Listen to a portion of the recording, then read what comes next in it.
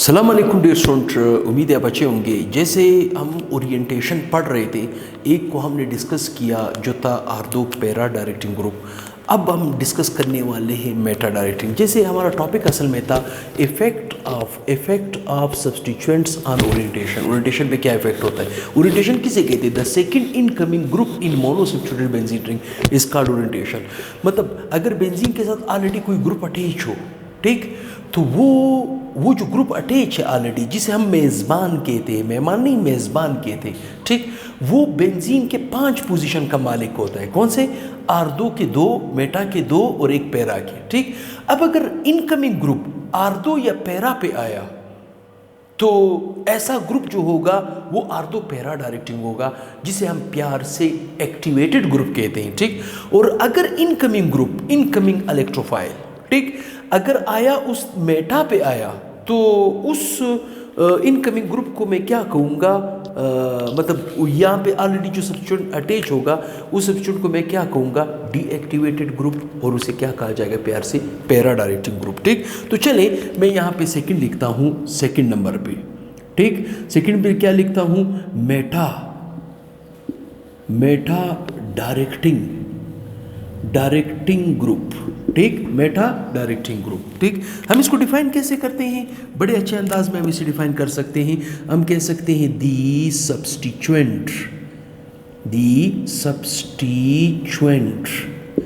substituents that direct the incoming electrophile, they direct the incoming electrophile towards meta position, ठीक। that is called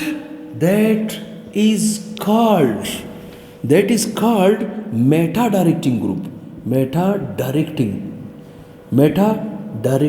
group, या जिसे हम प्यार से डीएक्टिवेटेड ग्रुप भी कहते हैं, ठीक। अब उसको समझते हैं कैसे? बड़े अच्छे अंदाज में हम उसको समझ सकते हैं, ठीक। देखिए मेरे पास सपोज, मतलब उसको हम शॉर्टकट ट्रिक क्या कह सकते हैं? देखिए शॉर्ट ट्रिक्स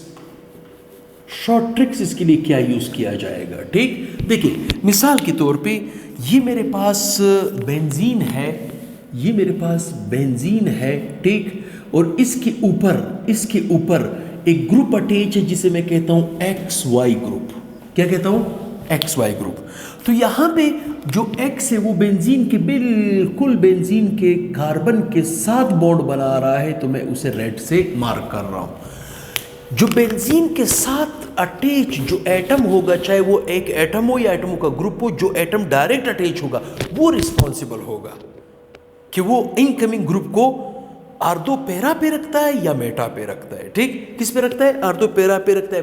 अगर मेटा डायरेक्टिंग होगा तो उसका शॉर्टकट आपने किस तरह याद रखना होगा? पहला शॉर्टकट, ठीक, पहला शॉर्टकट क्या होगा कि X should be less electronegative as compare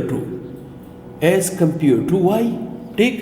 पहली पहचान, अगर X की इलेक्ट्रोनेगेटिविटी कम थी एज कंपेयर टू Y, तो आने वाले ग्रुप को वो आर्दो पैरा पे नहीं मेटा पे आने की इजाजत देगा, ठीक।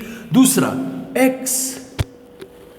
X have no lone pair electrons, ठीक। X के पास कोई लोन पेयर इलेक्ट्रॉन नहीं होने चाहिए। देखिए आर्दो पैरा डायरेक्टिंग में मैंने कहा था X की इलेक्ट्रोनेगेटिविटी ज्यादा होगी Y से, और X के पास लोन पेयर भी होंगे।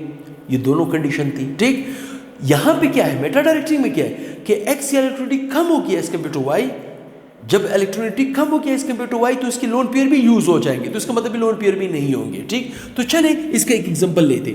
सपोज मैं लेता हूं नाइट्रो ग्रुप। कौन सा ग्रुप लेता हूं?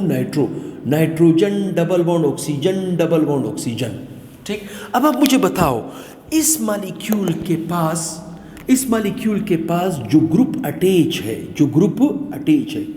वो कौन सा एटम है जो हाइड्रोजन के साथ बेंजीन के साथ अटैच है? वो है नाइट्रोजन, ठीक। नाइट्रोजन की इलेक्ट्रोनेगेटिविटी क्या है 3.0 और ऑक्सीजन की क्या है 3.45।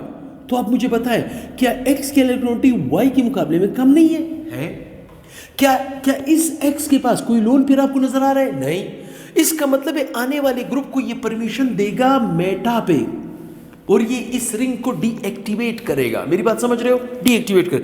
अब वो मेरी मर्जी है, मैं इस नाइट्रोबेंजीन की नाइट्रेशन करवाऊं, सल्फोनेशन करवाऊं, हेलोजिनेशन करवाऊं, सो एंड सो कुछ भी करा सकता हूं। सपोज मैं यहां पे इसकी क्या चीज करवाता हूं, मैं इसकी सपोज नाइट्रेशन करवाता हूं HNO3, ठीक, किस चीज की मौजूदगी में? H2SO4 की मौजूदगी में, ठीक। तो यहां से नाइट्रो ग्रुप आएगा, नाइट्रो ग्रुप आएगा तो ये कहां पे अटैच होगा? शाबाश, बताएं मुझे। नाइट्रो ग्रुप यहां पे आएगा तो कहां पे अटैच होगा? देखिए ये नाइट्रो तो पहले स्टार्ट में था, तो यहां पे एक नाइट्रो आ सकता है, यहां पे एक नाइट्रो आ सकता है, यहां से हाइड्रोजन निकलेगा, यहां से हाइड्रोजन, यहां से OH निकलेगा, इसके 2 मॉलिक्यूल ले लो तो यहां पे आपके पास 2 मॉलिक्यूल H2O के निकल आएंगे, सो एंड सो। सेम वही 3 तरह के स्टेप से गुजरेगा जैसे नाइट्रेशन का बेंजीन कर रहा था, अब नाइट्रोबेंजीन भी उसी तरह के 3 स्टेप को कवर करेगा, ठीक। इसी तरह मैं यहां पे फिर लेता हूं यही नाइट्रो ग्रुप, ठीक, यही नाइट्रो ग्रुप ले रहा हूं। आने वाले ग्रुप को ये मेटा पे वेलकम करेगा। सपोज मैं इसकी सल्फोनेशन करवाना चाहता हूं SO3 किस चीज की मौजूदगी में? H2SO4 की मौजूदगी में, ठीक। तो यहां पे क्या आएगा? सल्फोनो ग्रुप आएगा। तो देखिए यहां पे सल्फोनो ग्रुप किस तरह बनेगा? यहां पे नाइट्रो ग्रुप है, यहां पे आपके पास आ जाएगा SO3H, यहां पे आपके पास आ जाएगा SO3H, ठीक। यहां से H निकलेगा, यहां से H निकलेगा, वहां से H2O निकलेगा, H2O भी निकल जाएगा। इसका मतलब एक प्रोडक्ट ये बनेगा,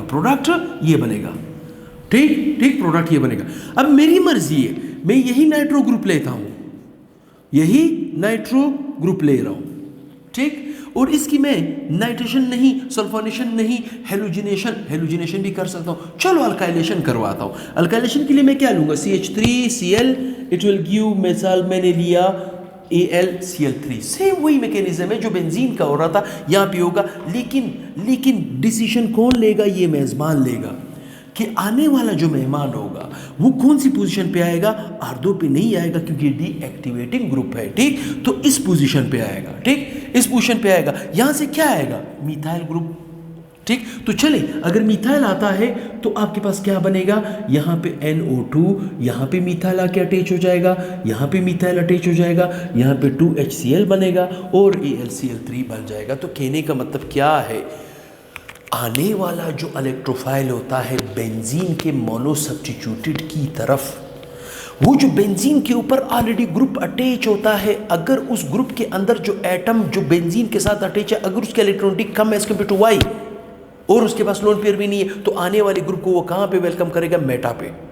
और अगर यहां पे जो ग्रुप मौजूद है, जैसे इससे पहले मैंने फिनोल का एग्जांपल दिया, तो फिनोल में ऑक्सीजन की इलेक्ट्रॉनिक ज्यादा थी हाइड्रोजन के मुकाबले में और लोन पेयर भी रखता था, तो आने वाले जो इलेक्ट्रोफाइल था वो कहां पे आ रहा था? R2 और पैरा पे। इसका कहां पे आ रहा है? मेटा पे। कहां पे आ रहा है? मेटा पे। तो किसी ने स्क्रीनशॉट लेना हो तो ले सकता है। बहरहाल अल्लाह के फजल से इस चैप्टर को हमने A to Z ख़त्म कर दिया है। मेरी कोशिश थी, मैंने इसके अंदर किसी चीज़ को एग्जाम नहीं किया, पूरा सीक्वेंस वाइज डिस्कस कर चुका हूँ, ठीक। तो इसी तरह आप भी साथ साथ बने रहिए, मेहनत करते जाएं और दुआ में मुझे याद रखें। काफ़ी लंबा चैप्टर था, पहला चैप्टर SNT ब्लॉक जो मैंने 74 लेक्चर पे पारे किया, ये भी गालिबन 73-72 तक तो ये लेक्चर भी पहुंच गया। तो ये भी सेकेंड ईयर का सबसे हैवी, सबसे कंटेंट वाला चैप्टर था और सबसे इम्पोर्टेंट था, इंट्रोडक्शन में ज़्यादा यूज़ हो रहा है। तो आप इसे सीक्वेंस वाइज देखा करें, प्लेलिस्ट में जाके सीक्वेंस वाइज देखा करें, तो एक एक करके लेक्चर देखेंगे तो आपके पास थोड़ा थोड़ा नॉलेज आएगा और आखिरकार वो नॉलेज का एक समंदर बन जाएगा। तो दुआ में याद रखें, बहुत जल्द इंशाल्लाह नेक्स्ट वीडियो के साथ हाजिर होऊंगा। अल्लाह हाफिज़।